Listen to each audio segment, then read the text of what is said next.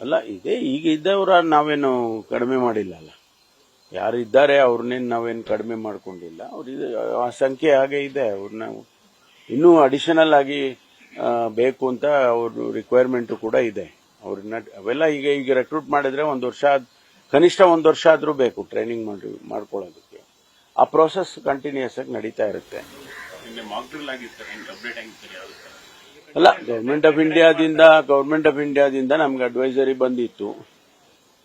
ಜೊತೆಗೆ 3 ಜಿಲ್ಲೆನ ಅವರು ನಮಗೆ ಆಯ್ಕೆ ಮಾಡಿ ಕೊಟ್ಟಿದ್ದಾರೆ. ಅವರೇ ಅಲ್ಲಿಂದಾನೇ ಸೆಲೆಕ್ಟ್ ಮಾಡಿದ್ದಾರೆ, ಡೆಲ್ಲಿಯಿಂದ.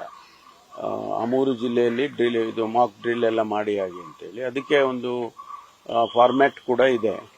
ಅದನ್ನ ನಿನ್ನೆ ಮಾಡಿ ಇಲ್ಲಿ ಬೆಂಗಳೂರಿನಲ್ಲಿ ಮಾಡಿದ್ದೇವೆ.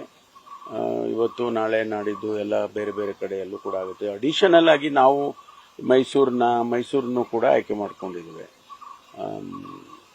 ಇದು ಸಮ್ ಇಂಟೆಲಿಜೆನ್ಸ್ ಇನ್ಪುಟ್ ಮತ್ತೆ ಬೇರೆ ಬೇರೆ ಕಾರಣದಿಂದ ಆ ಜಿಲ್ಲೆಗಳನ್ನ ಆಯ್ಕೆ ಮಾಡಿದ್ದಾರೆ ಅವರು.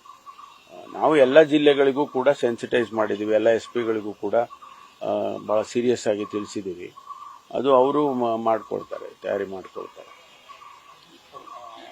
ಫೈರ್ ಡಿಪಾರ್ಟ್ಮೆಂಟ್ ಅಲ್ಲಿ ಸಂಖ್ಯೆ ಕಡಿಮೆ ಇದೆ ಯಾಕಂದ್ರೆ 5 ವೆಹಿಕಲ್ ಇದ್ರೆ ಅದಕ್ಕೆ ಪ್ರತಿಯೊಂದಕ್ಕೂ ಕೂಡ ಈಗ ದಯಮಾಡಿ ಅವೆಲ್ಲ ಈಗ ರೈಸ್ ಮಾಡಕ್ ಹೋಗ್ಬೇಡಿ. There are so many things. ಈಗ ಹೌದಪ್ಪ, ಯಾರನ್ನ ರಿಟೈರ್ಡ್ ಆದವರು ರೆಕ್ರೂಟ್ ಮಾಡುವಾಗ ಒಂದು ಟೈಮ್ ತಗೊಳುತ್ತೆ. ಈಗ ನೀವು ಹೋಗಿ ಅದನ್ನೆಲ್ಲ ರೈಸ್ ಮಾಡ್ತಾ ಕೂತ್ರೆ I don't think it is in a good taste.